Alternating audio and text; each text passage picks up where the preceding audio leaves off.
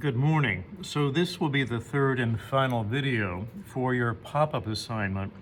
Remember, there are at least 4 elements for the pop-up.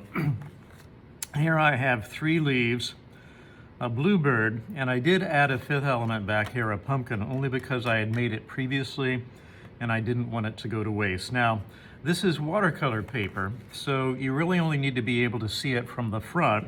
It's relief in that it comes off the surface, pops off the surface, and you can see actual space that exists between the elements in the front and elements behind, okay?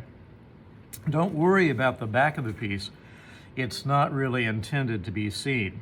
Now, you do have the option, in place of doing this, of doing a mobile with your 4 elements, more than 4 if you'd like. But a mobile is tricky because you have to do both the front and the back of each element, because you will be seeing both front and back as these are suspended by a fishing line, moving with the breezes in the room, okay? So this is a completed piece right here. I based this design off of a concept drawing right here. Concept drawing also has 4 elements in it. Draw big to fill your design space. When you get your smaller pieces of watercolor paper, again, draw big, nothing new there. Always try to fill your design space. Remember that this can be a combination of watercolor, color pencil, kosher salt, permanent marker. So there are many, many, many different materials that we can apply to a single sheet of watercolor paper. You do not cut the pieces out until you've painted and they are dry, okay? So let's get you a really quick lesson in cutting. This squirrel was painted yesterday, it's dry now.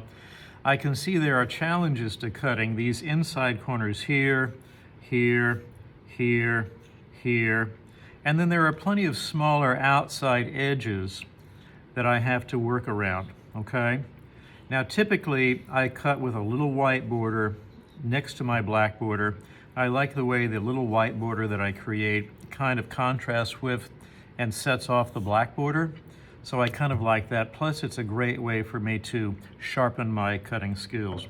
When you cut, you normally cut especially hard details, inside curves and outside curves and points, with the inside of the scissor right here, okay? And I'm gonna nibble. I'm gonna do an awful lot of this. Very small opens and closes as I push the scissors forward, and my right hand is held by the scissors because I'm right-handed. But I am going to use my left hand a lot, my non-dominant hand, because my left hand actually has to work together with my right to make all this happen. Without a good grip and good control of my left hand, it is not going to work. So the first thing I'm going to do is block this. Blocking just means getting rid of excess paper quickly, lots of straight cuts, being careful not to cut into the image itself. You don't want to destroy the image before you have a chance to cut it out. So this is called blocking, and I get rid of a lot of extra material, so this smaller piece of paper is much easier to handle. You can see that I did start to draw something on the back of the paper, was not happy with it, and because I don't like to throw materials away, and you should not throw materials away either, you should try to recycle or reuse the front, okay, just like I did. That back design is not going to be seen in this particular case. Now, as I start to cut, remember I said I like to leave a little white margin. Come inside, and then I'm going to swing the paper. I'm actually using my left hand to pull the paper out.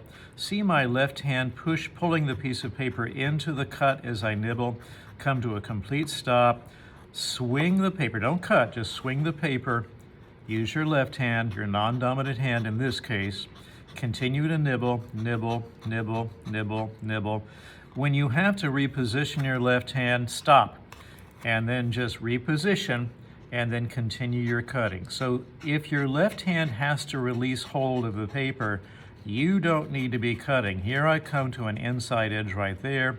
What I think I'm going to do is come out, make a second cut to meet that first one, to get rid of that little excess piece right there.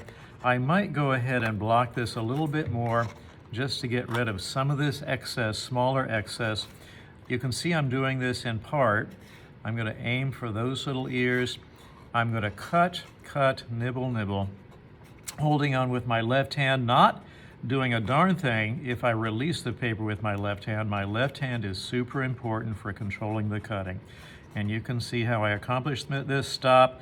Don't cut, but swing the paper in the back of the blade, then continue cutting. Stop. Swing the paper as you nibble. Swing the paper as you nibble. Swing, don't cut. So when do you get to some of those tighter inside corners, you can stop. You can swing, like I'm doing now, or you could just make a second cut, meet the first, and keep on going. Now, you know there's one area that I've got to come back to, right? And that would be the area at the top of the head. And we're going to get there in just a moment. So just remember, it doesn't all have to be done at once. If you want to save a more difficult part for later, you can. So there I have it. I have that little bit right there to do. I'm going to go back in here, position the paper, make contact with that inside edge. It's a little hard to see that. Do a little trimming right there, and I think that's probably good enough. So that was your lesson in cutting little by little. Remember, it's a nibble technique. Sometimes when you have to reposition the scissors, change the direction, you do most of that work with your non-dominant hand. You just let the paper swing around, and then once you get to the next direction, you just keep on nibbling or cutting. Now, that could go on this piece, and if it did, it would have to go along flat at the bottom. Remember, everything has to glue down so the bottom is flat. So here's another piece of tag board. It might be that I'll position this squirrel right here, flat, so he's standing on the table. This is nice and flat here, nice and stable. And then I can continue to build with additional details here, maybe more nuts, maybe more squirrels, maybe other animals, maybe leaves, maybe twigs, I don't know. And remembering that I have this piece right here, I can build off of that. There's actual space here where my fingers are going between front and back layers, so I still have a ways to go. I have not done a concept drawing for this. Normally, I would do a concept for this first and then base my final on my concept. Okay? Now you try.